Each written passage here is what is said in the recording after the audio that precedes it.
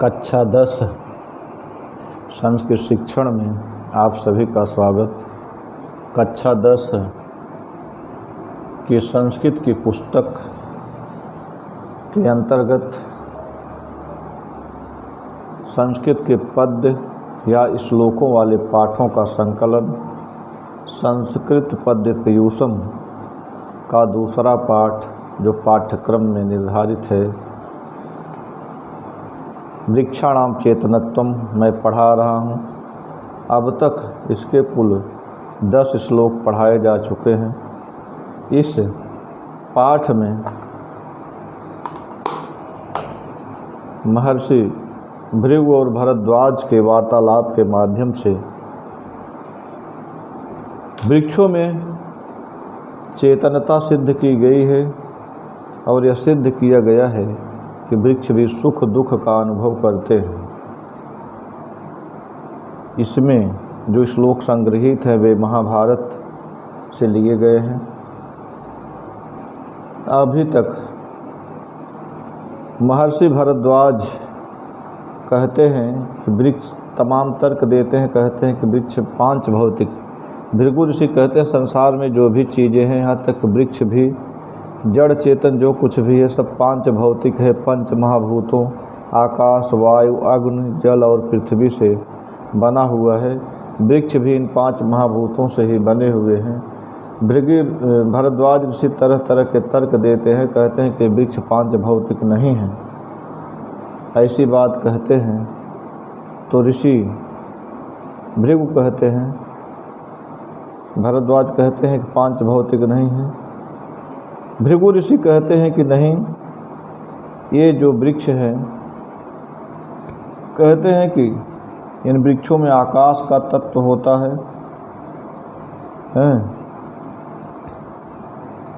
और क्योंकि इनसे फूलों और फलों की उत्पत्ति होती है। यदि इनमें आकाश या गैप या अवकाश न होता तो फूल और फल वृक्ष के अंदर कहाँ रहते। और इसी तरह से कहते हैं कि ये वृक्ष जो है गर्मी के कारण मुरझा जाते हैं। इससे सिद्ध होता है कि ये स्पर्श का अनुभव करते हैं, वायु तत्व इसमें होता है। इसी क्रम में फिर कहते हैं कि वृक्ष भी सुनते हैं, क्योंकि बिजली की कड़क से इनके फल और फूल टूट जाते हैं, बिखर जाते हैं। इससे सिद्ध होता है कि वृक्ष क्या करते हैं, इसमें सुनते भी हैं।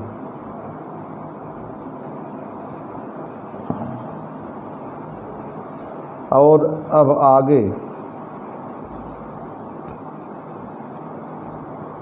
11वें श्लोक में आप देखेंगे कि इसमें भृगु ऋषि किस तरह से वृक्षों की चेतनता सिद्ध करते हैं, 5 भौतिकता सिद्ध करते हैं। आप देखें,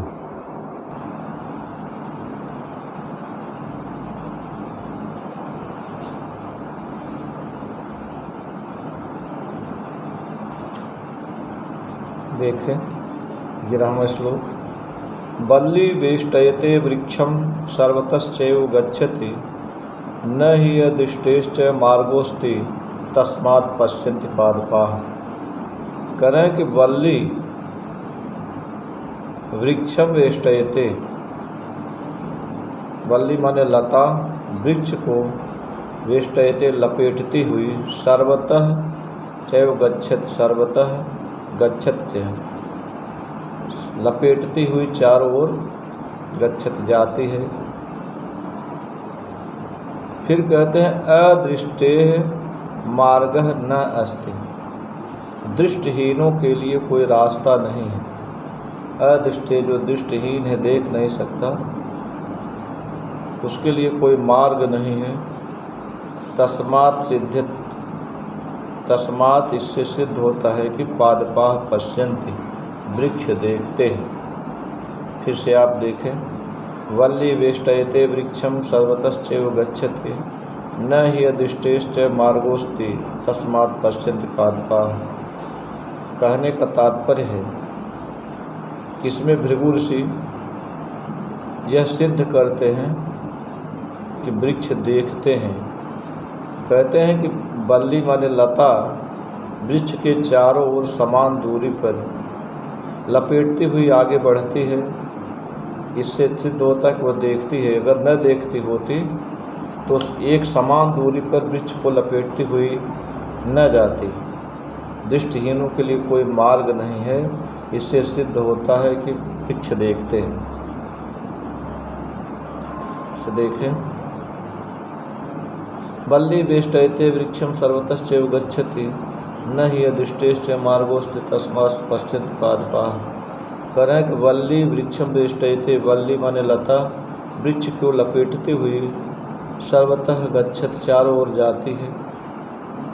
अदृष्टे मार्गो न अस्ति, दृष्टिहीनों के लिए कोई रास्ता कोई मार्ग नहीं है।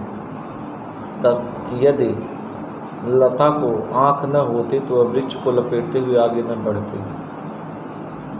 तस्मात्, इससे सिद्ध होता है कि पादपाः पश्यन्ति, वृक्ष देखते हैं। यदि यह श्लोक परीक्षा में पूछा जाए तो आप संदर्भ हेडिंग डालेंगे और लिखेंगे कि प्रस्तुत श्लोक हमारी पाठ्य पुस्तक संस्कृत पद्य पीयूषम के वृक्षाणाम चेतनत्वम पाठ से लिया गया है। उसके बाद व्याख्या हेडिंग डालेंगे और लिखेंगे वल्ली वेष्टयते वृक्षम, वृक्षम वल्ली लता वृक्षम वेष्टयते, वृक्ष के चारों ओर लपेटती हुई या लपेटती हुई सर्वतः गच्छत, चारों ओर जाती है। इससे सिद्ध होता है कि वह देखती है तभी चारों ओर जाती है। अदृष्टे मार्गो न अस्ति, दृष्टिहीनों के लिए कोई रास्ता नहीं है, कोई मार्ग नहीं है। कहने का तात्पर्य यदि लता न देखती तो वह वृक्ष को चारों ओर समान दूरी पर लपेटते हुए न जाती। तस्मात्, इससे सिद्ध होता है कि पादपाः पश्यन्ति, वृक्ष देखते हैं। अब आप अगला श्लोक देखें। आप देखें अगला श्लोक।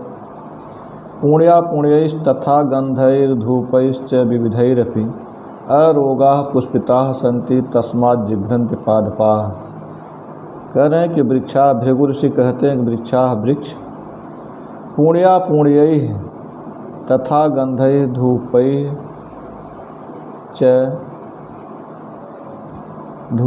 च विविधैः। कहते हैं कि वृक्ष पुण्यों और अपुण्यों से तथा विविधैः अनेक प्रकार के गंध और धूपों से अरोगाः पुष्पिताः सन्ति, निरोग होकर रोग रहित होकर पुष्पित होते हैं। तस्मात्, इससे सिद्ध होता है कि पादपाः जिघ्रन्ति, फूल सूंघते हैं। वृक्ष लोग क्या कहते हैं? सूंघते हैं। घ्राण शक्ति उनमें होती है, सूंघने की शक्ति होती है। फिर से देखें, कहते हैं कि पुण्या पुण्यैश्च तथा गन्धैर्धूपैश्च विविधैरपि अरोगाः पुष्पिताः सन्ति तस्मात् जिघ्रन्ति पादपाः। भृगु ऋषि कहते हैं कि पुण्या पुण्यैः, पुण्यों और अपुण्यों से तथा गन्धैर्धूपैश्च, गंध और धूपों से। कैसे गंध और धूप? विविधैः गन्धैर्धूपैश्च, अनेक प्रकार के गंधों और धूपों से। अरोगाः, रोग रहित होकर पुष्पिताः सन्ति, पुष्पित होते हैं। तस्मात्, इससे सिद्ध होता है कि पादपाः जिघ्रन्ति, वृक्ष सूंघते हैं। यह अगर श्लोक परीक्षा में पूछा जाए तो आप संदर्भ हेडिंग डालेंगे और लिखेंगे कि प्रस्तुत श्लोक हमारी पाठ्य पुस्तक संस्कृत पद्य पीयूषम के वृक्षाणाम चेतनत्वम नामक पाठ से लिया गया है। उसके बाद व्याख्या हेडिंग डालेंगे और लिखेंगे पुण्या पुण्यैश्च तथा गन्धैर्धूपैश्च विविधैः। तब कहते हैं, भृगु ऋषि कहते हैं कि पुण्यों और अपुण्यों से तथा विविधैः गंध, अनेक प्रकार के गंध और धूपों से, गंधों और धूपों से पुष्पित अरोगाः पुष्पिताः सन्ति, वृक्ष निरोग होकर पुष्पित होते हैं। तस्मात्, इससे सिद्ध होता है कि पादपाः जिघ्रन्ति, वृक्ष सूंघते हैं। अब आप अगला श्लोक देखें। पादैः सलिलपानाच्च व्याधीनां चापि दर्शनात् व्याधिप्रतिक्रियत्वाच्च विद्यते रसनं द्रुमे।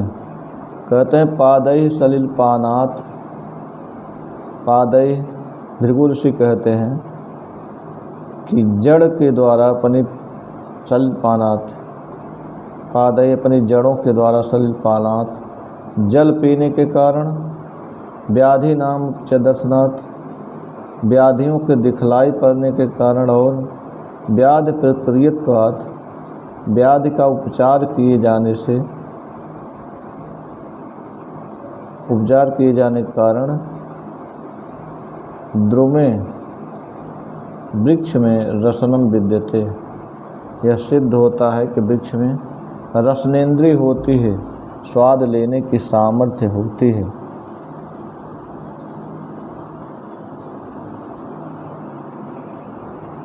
यदि यह श्लोक परीक्षा में पूछा जाए तो आप लिखेंगे कि प्रस्तुत श्लोक हमारे पाठ्यपुस्तक संस्कृत पद्य पीयूषम के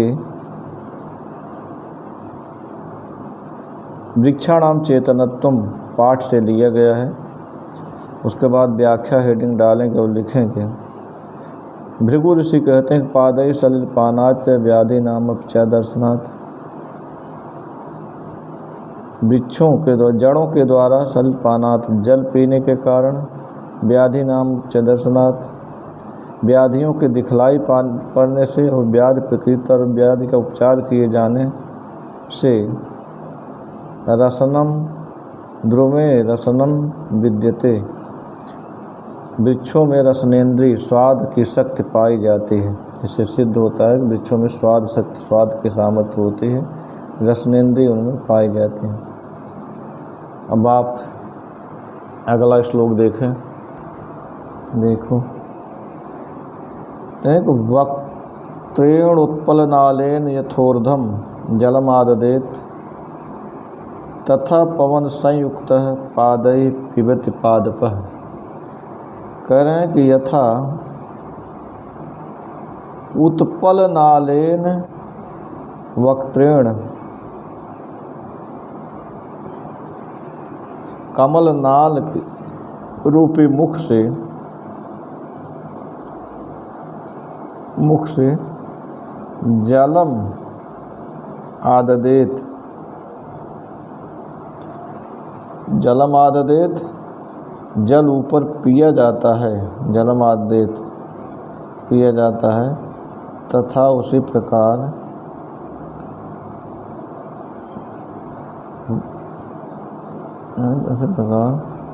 पवन संयुक्त है,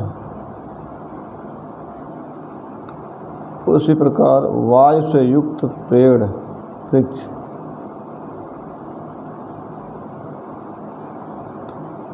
पीवत पाद पर से सिद्ध होता है, वृक्ष अपनी जड़ों से जल पीते हैं। वक्त्रेण उत्पलनालेन यथोर्धम जलम आददेत तथा पवन संयुक्त पादैः पिबति पादपः। कह रहे हैं कि जिस प्रकार उत्पलनालेन कमल नाल,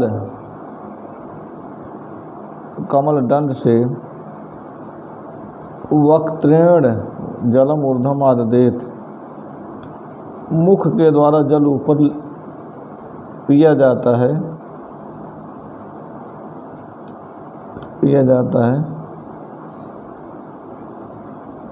पादैः पिबति पादपः। उसी प्रकार वायु से युक्त, उसी प्रकार पवन संयुक्त युक्त पादपः पेड़ पीबते।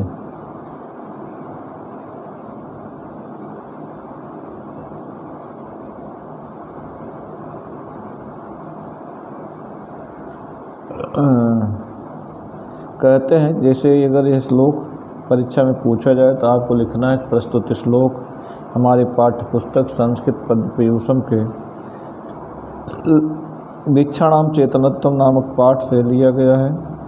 उसके बाद व्याख्या हेडिंग डालेंगे। वक्त्रेण उत्पलनालेन यथोर्धम जलमादेत यथा जिस प्रकार वक्त्रेण उत्पलनालेन, उत्पलनालेन वक्त्रेण कहते हैं कि कमल नाल रूपी मुख से जलम ऊर्ध्वम आददेत, जल ऊपर पिया जाता है। ऋषि कहते हैं तथा उसी प्रकार पवन संयुक्त वायु से युक्त पादपः वृक्ष पादैः पीबते, अपनी जड़ों से जल पीते हैं। ठीक। वक्त्रेण उत्पलनालेन यथोर्ध्वं जलमाददेत तथा पवन संयुक्त पादैः पीबते, यथा जिस प्रकार उत्पलनालेन कमलनाल रूपी वक्त्रेण मुख से जलम ऊर्ध्वम आददेत, जल ऊपर पिया जाता है, तथा उसी प्रकार पवन संयुक्त वायु युक्त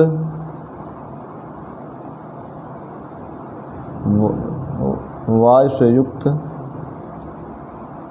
पाद वृक्ष पादैः पीबते, अपनी जड़ों से जल पीते हैं। अब आप अगला श्लोक देखें। सुख दुःखयोश्च ग्रहणात् छिन्नस्य च विरोहणात् जीवं पश्याम वृक्षाणाम चैतन्यम न विद्यते। करें सुख दुःखयो ग्रहणात्, भृगु ऋषि कहते हैं वृक्षों के सुख और दुख का अनुमान करने से, सुखदेव ग्रहणात्, सुख और दुख का अनुमान करने से, छिन्नस्य विरोहणात्, और काटे जाने पर पुनः उत्पन्न होने से, अंकुरित होने से, जीवम पश्याम, मैं इन वृक्षों में जीव देखता हूँ, वृक्षाणाम अचैतन्यम न विद्यते, वृक्षों में अचेतना नहीं होती, अर्थात निर्जीविता नहीं होती, सजीव होते हैं, चेतन होते हैं। एक बार और देखें। सुख दुःखयोश्च ग्रहणात् छिन्नस्य च विरोहणात् जीवं पश्याम वृक्षाणाम चैतन्यम न विद्यते। कर सुख दुःखयो ग्रहण, भृगु से कहते हैं वृक्षों में चेतना सिद्ध करते हुए कहते हैं कि सुख दुःखयोश्च ग्रहणात्, वृक्षों के सुख और दुख का अनुमान करने से